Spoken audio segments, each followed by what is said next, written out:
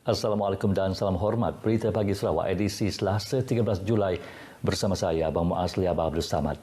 Sarawak akan beralih ke fasa 2 Pelan Pemulihan Negara PPN bermula 14 Julai ini. Jawatankuasa Pengurusan Bencana Negeri dalam kenyataan media memaklumkan Majlis Keselamatan Negara MKN dan JPBN telah membuat penilaian risiko dan mengambil kira nilai-nilai ambang bagi ketiga-tiga indikator PPN dan bersetuju bahawa Sarawak telah bersedia untuk beralih ke fasa 2 PPN mulai Rabu ini. JPBN telah memuat naik infografik garis panduan prosedur operasi standard SOP Pelan Perjalanan Sarawak menuju pemulihan 4 fasa. Ia bagi memudahkan orang ramai memahami garis panduan SOP daripada satu fasa ke fasa berikutnya yang akan dilaksanakan sepanjang tempoh berkenaan. Garis panduan SOP yang terperinci bagi fasa-fasa tertentu akan dikeluarkan oleh MKN dan dapat dimuat turun di laman web MKN.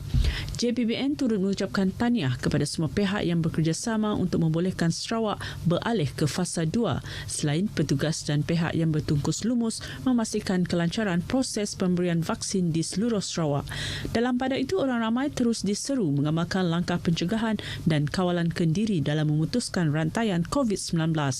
Sementara itu, Sarawak mencatat 235 kes positif baharu semalam, menjadikan jumlah kumulatif kes positif COVID-19 di Sarawak meningkat kepada 69,104 kes. Daripada penambahan kes baharu itu, 10 kes merupakan tahanan di Penjara Pusat Miri, 1 kes tahanan di Penjara Seri Aman dan 4 kes tahanan imigresen di Kuching. Manakala 1 kes kematian dicatatkan melibatkan seorang warga negara perempuan berumur 59 tahun di daerah Seri Aman, menjadikan kes kematian setakat ini ialah 433. Dalam perkembangan sama, Jawatankuasa Pengurusan Bencana Negeri JPBN mendedahkan bahawa upacara pengebumian dan sembahyang mendiang di Kampung Kendai Lunduk telah mencetuskan satu lagi kluster COVID-19 di Sarawak. Kluster Kampung Kendai Lunduk dilaporkan setelah jangkitan merebak dalam kalangan penduduk kampung tersebut melalui aktiviti upacara pengebumian dan sembahyang mendiang yang berlangsung pada 30 Jun hingga 6 Julai lepas. Seramai 23 individu telah didapati positif COVID-19 termasuk kes indeks melibatkan 22 orang warga negara dan seorang bukan warga negara. Kesemua yang positif telah dimasukkan ke Hospital Umum Sarawak dan Pusat Kuarantin dan Rawatan COVID-19 berisiko rendah di daerah Kuching. Dalam pada itu, JPBN telah mengisytiharkan kluster Sungai Penyerai Tatau tamat menjadikan 100 kluster masih aktif. Manakala Perintah Kawalan Pergerakan diperketatkan, PKPD telah dilaksanakan mulai Ahad lepas sehingga 24 Julai ini di kuartus pekerja ladang Estate Sime Darby Plantation di Bintulu dan Rumah Mulok Keluar Krian Saratok bermula semalam sehingga 25 Julai. PKPD di Rumah Louis Kampung Batu Besar Seri Aman pula dilanjutkan sehingga 19 Julai. 4 lokaliti PKPD iaitu Rumah Awang Sungai Stok Sarike, Kampung Tematu Kuching, Setinggan Pulau Riam Sangan Tatau dan Rumah Unci Nanga Ingu Ili Kabong di Saratok selain Rumah Catherine Tamoh Sungai Aup Sibu ditamatkan. Seterusnya kita ikuti laporan prestasi vaksinasi Sarawak setakat 11 Julai.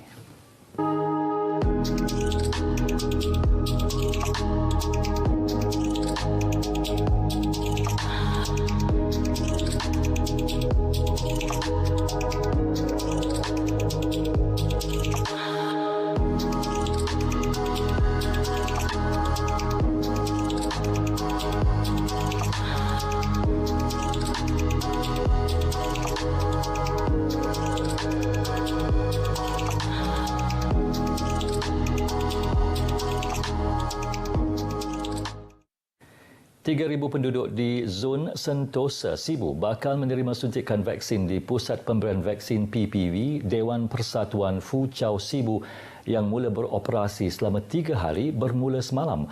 Ahli Majlis Perbandaran Sibu MPS Kaunselor Joseph Jin Ek berkata penduduk kawasan itu jadi tumpuan kerana ia merupakan salah satu kawasan mencatatkan kes tinggi jangkitan COVID-19 di Sibu. Kaunselor Joseph menjelaskan pada hari pertama operasinya seramai 800 orang akan menerima suntikan vaksin sebelum dinaikkan kepada 1,100 orang pada hari kedua dan hari ketiga operasi PPV ini. So basically, Sentosa will be priority. So after they arrange first, then we have some more quota left. Then we will arrange for the nearby, for example, like Saling area and so on, right? So we will call them for the vaccination. Selain itu, mereka yang menerima vaksin menzahirkan rasa syukur dan rasa selamat daripada jangkitan COVID-19. Rasa lebih selamat. Sebelum ni memang takut. Macam kalau dekat-dekat dengan orang memang ada rasa takut. Kita mengharapkan apabila kita sudah dicucuk vaksin ini ataupun 2 dos lengkap, harap tidak ada lagi swab test lah kepada kita apabila kita pergi keluar membawa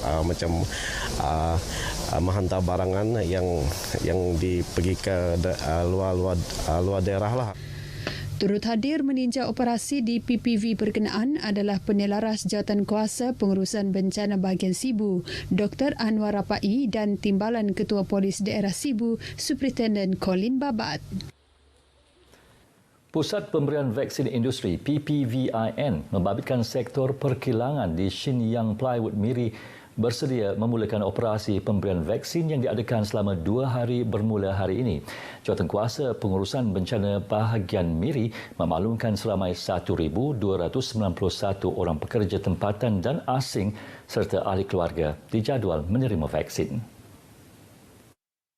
Menteri Pengangkutan yang juga Menteri Bertanggungjawab bagi Jawatankuasa berkenaan, Dato' Lee Kim Shin, menerusi kenyataan sama berkata, agensi pelaksana bagi pemberian vaksin itu melibatkan warga Pusat Perubatan Borneo Miri.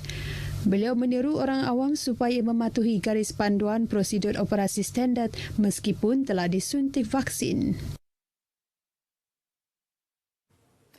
Penduduk di sekitar Pedawan menarik nafas lega apabila dapat menikmati perkhidmatan bank bergerak yang disediakan oleh Agrobank Wilayah Sarawak dengan kerjasama kerajaan negeri. Perkhidmatan perbankan ini sekaligus memberi kemudahan kepada penduduk yang jauh di kawasan pedalaman. Perinciannya bersama wartawan Monica Gary.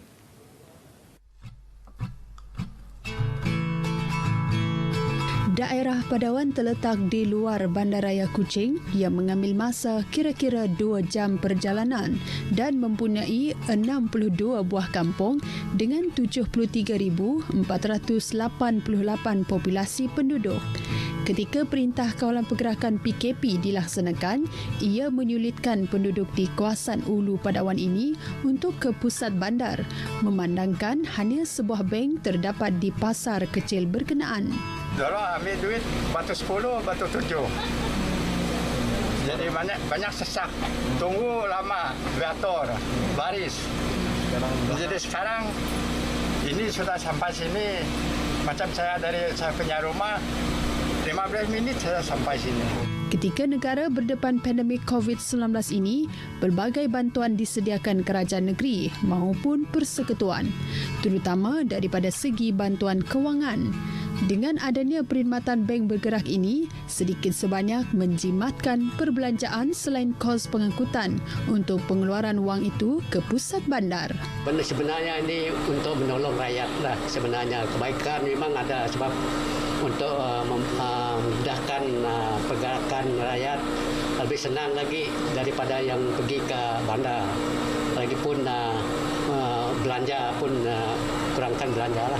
Sementara itu, Agrobank antara 4 daripada bank yang mengendalikan perkhidmatan bank bergerak yang menfokuskan di selatan Sarawak selain Bank Simpanan Nasional untuk penduduk di utara negeri ini. Anak nak kirim duit, nak hantarkan duit kepada orang tua. Masalahnya tak dapat. Nak hantar because orang tua tak ada akaun. Jadi kita sediakan perkhidmatan terus kepada mereka, direct kepada mereka supaya mereka dapat buka akaun dan anak-anak boleh hantar duit kepada orang tua dia.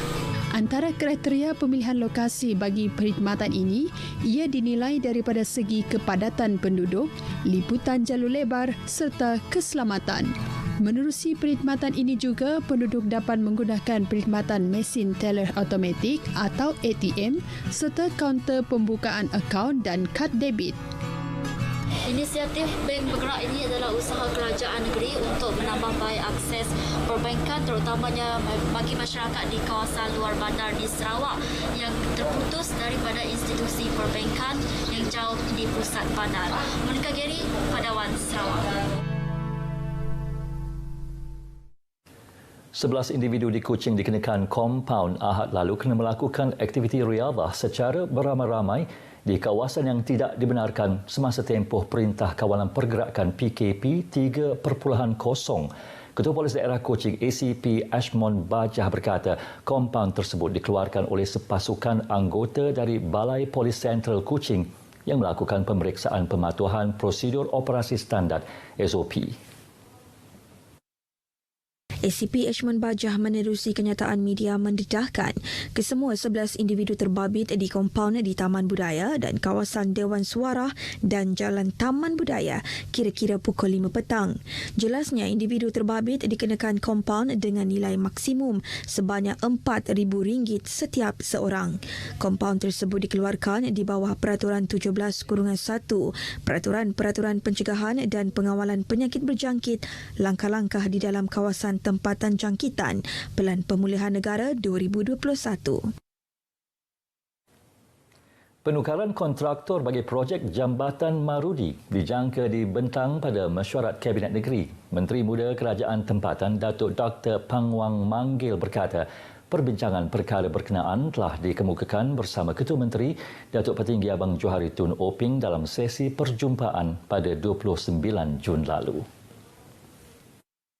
Datuk Dr. Pengwang Manggil merangkap Ahli Dewan Undangan Negeri Marudi memberitahu projek itu dirancang dimulakan semula awal Ogos depan. Kemungkinan bagi kepada second lower bidder ataupun rescue contractor. Dengan cara ini kita cuma bentang kepada Kabinet, kalau Kabinet setuju, boleh dapat terus. Beliau berkata demikian kepada pemberita di Marudi selepas melawat tapak projek Jambatan Marudi. Projek Jambatan Marudi sepanjang 650 meter yang dijangka siap Jun 2022 merentasi Sungai Baram itu dibiayai kerajaan negeri dengan kos lebih RM75 juta. Berita Pagi Sarawak berakhir di sini. Utamakan keselamatan diri anda dan jaga diri. Saya Abang Muasli Abang Abdul Samad. Jumpa lagi. Assalamualaikum dan salam hormat.